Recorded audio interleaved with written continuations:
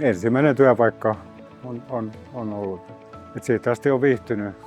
Joo, tuli Kaukoraani 17-vuotiaana ja vuonna 1978.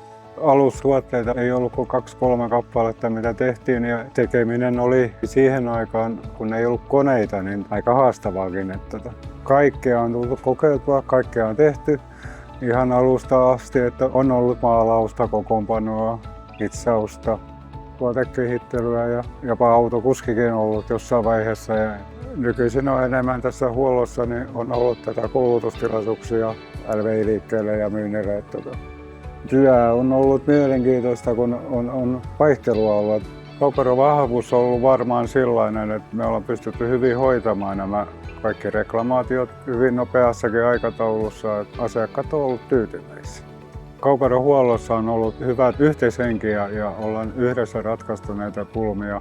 Kaikki ei voi itse tietää, niin pakko käyttää kaveriakin siinä, että saadaan asiat ratkaistu. Kaukora on ollut 50 vuotta toiminnassa, niin kyllä täällä jotain hyväkin tarvii olla, että kaikki on hyvin.